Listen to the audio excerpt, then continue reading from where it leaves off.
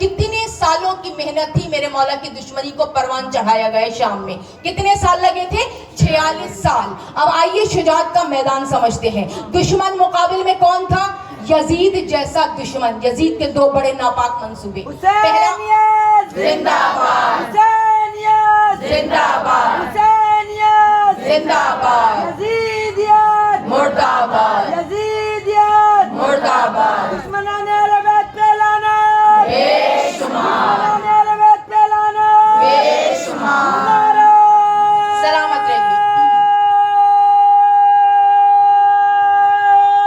حیدری، یا حیدری، یا حیدری، یا حیدری، یا برائے خوشنودی پنجتن پاک 12 ائمہ 4 دے معصومین پر بلند تر صلوات.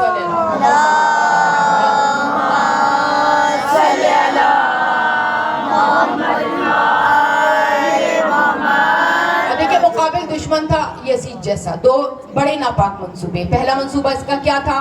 پہلا منصوبہ اس کا یہ تھا کہ یہ تاریخ میں خود کو خلیفۃ المسلمین لکھوا دے اور معاذ اللہ حسین ابن علی کو باغی اور خارجی لکھوا دے. یہ پہلا منصوبہ تھا. کبھی کہتے ہیں اتنے ممالک کے سفیر اس نے اپنے دربار میں بچھائے ہوئے تھے. یہ تاریخ لکھنے والے بیٹھے تھے جو ایک نئی تاریخ کو رقم کرنے جا رہے تھے.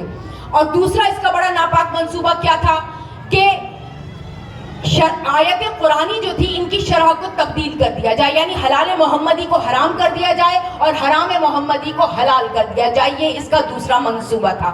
بس کہتے ہیں آج شجاعت سید سجاد سنیے کہ کس طرح شجاعت میرے مولا نے یزید کے دربار میں دکھائی. اس نے کرائے کے خطیب سے کہا کہ جاؤ میرے منبر پر جاؤ اور جا کر میری تعریفیں کرو، بنو امیہ کی تعریفیں کرو اور بنی ہاشم کی معاذ اللہ تکذیب کرو. کہتے ہیں یہ کرائے کا خطیب جو تھا یہ آیا، یہ منبر پر آ کر بیٹھا اور اس نے کہتے ہیں بنو امیہ کی تعریفیں کرنا شروع کی، بنی ہاشم کی برائیاں کرنی شروع کی، توہین کرنا شروع کی. اور بولتے بولتے کہا جب وہ یہ اس جملے پر آیا کہ خلیفہ جو ہے وہ یزید ہے، خلیفۃ المسلمین ہے اور حسین ابن علی معاذ اللہ باغی ہے یا خارجی ہے، بس جیسے ہی اس خطیب نے کہا تمام درباریوں میں دیکھا کہ کونے میں ایک بیمار بیٹھا ہوا تھا جس کے ہاتھوں میں ہتھکڑیاں تھیں، جس کے پیروں میں زنجیریں تھیں. بس جیسے ہی اس نے یہ جملہ بولا وہ بیمار کھڑا ہوا اور ایک مرتبہ کھڑے ہو کر گرج کے کہا کہ جھوٹے خاموش ہو جا اور ممبر سے اتارا.